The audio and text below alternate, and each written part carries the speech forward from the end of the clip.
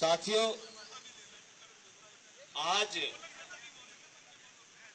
ये पहला कार्यक्रम इंदिरापुरम व्यापार मंडल की तरफ से और भाई ओमवीर की तरफ से, जो इस मंडल के अध्यक्ष हैं, और साथ में बख्शी जी और हमारे सोनवीर भाई जी, जयपुरिया की एसोसिएशन की तमाम इंदिरापुरम के जो हमारी छोटी छोटी एसोसिएशन बनी है, उन सभी के अध्यक्ष और सचिवों ने जो योगदान दिया है, मैं चाहूंगा उन सब के लिए जोरदार तालियां हो जाए। आज हम सब लोग लगभग 15 साल से मैं इस क्षेत्र में बिजनेस कर रहा हूं। कोई 10 साल से कर रहा है, कोई 5 साल से कर रहा है, कोई 3 से कर रहा है, कोई 20 साल से भी कर रहा होगा। ये पहला मौका है जब इस क्षेत्र के व्यापारियों को इकट्ठा होने की जरूरत पड़ी है। ये क्यों जरूरत पड़ी है? सरकार तो यहां पर सारी बनती है और व्यापारियों की कोई सरकार नहीं होती। व्यापारियों की वही सरकार होती है जो उस समय चल रही होती है। आज हम अपनी सरकार के सामने अपनी अपनी मांग रखने के लिए हम लोगों ने आप लोगों का साथ और सहयोग लेकर के हम अपनी बात रखने का काम यहां पर हम लोग कर रहे हैं। ये जो हम यहां पर अनऑथराइज तरीके से कोई रेहड़ी लगाता है, कोई पटरी लगाता है, कोई यहां पर किसी प्रकार की दुकान करता है, सड़कों पर इंक्रोचमेंट करता है। ये सही बात है कि इंक्रोचमेंट तो है, अनऑथराइज तो है, लेकिन ये हिंदुस्तान के लोग जब वोट हिंदुस्तान के नेताओं को करते हैं, जब वोट यहां की सरकार को करते हैं, तो काम करने क्या जापान जाएंगे? मुझे ये बात बता दीजिए आप लोग।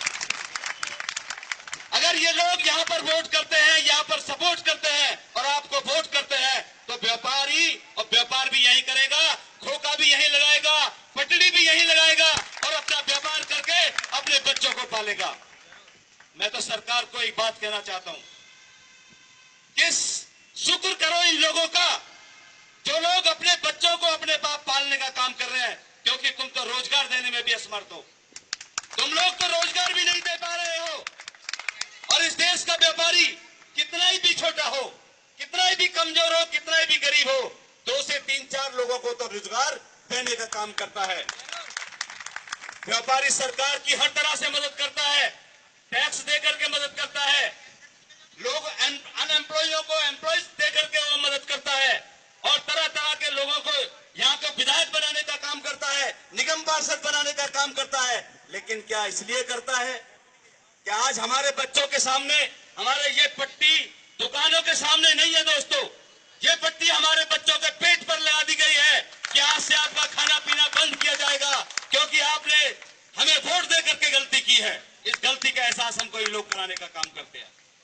लेकिन ये मत भूलिए, जब किसी भी कमजोर आदमी की, जब किसी बेरोजगार आदमी की पेट में जब भूख लगती है और उस भूख की जो आग होती है, वो आग अगर दिमाग को चली आए तो मैं बताता हूं कि अच्छे प्रशासन घुटना टेक देते हैं साथियों।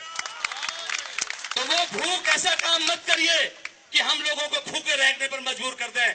आज तो ये छोटा सा आंदोलन हम लोगों ने किया है और मैं आप लोगों की प्रशंसा करूंगा कि आप लोगों ने इसमें भरपूर वो दिया है, समर्थन दिया है, क्योंकि इस देश में बहुत कुछ ऐसा हो रहा है जो पहली बार हो रहा है।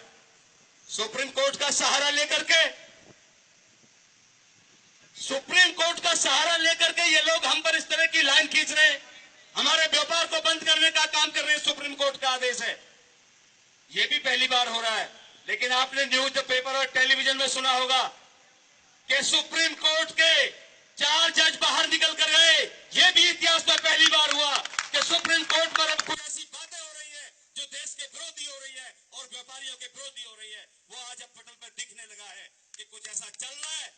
सुप्रीम कोर्ट के अंदर भी मैं कहना चाहूंगा, नहीं चुकूंगा आज, क्योंकि आज हमारे बच्चों का सवाल है, आज हमारे व्यापार का सवाल है। हमारे लिए कोई पार्टी मायने नहीं रखती है, हमारे लिए हमारा व्यापार, हमारा बिजनेस, हमारे लोग मायने रखते हैं।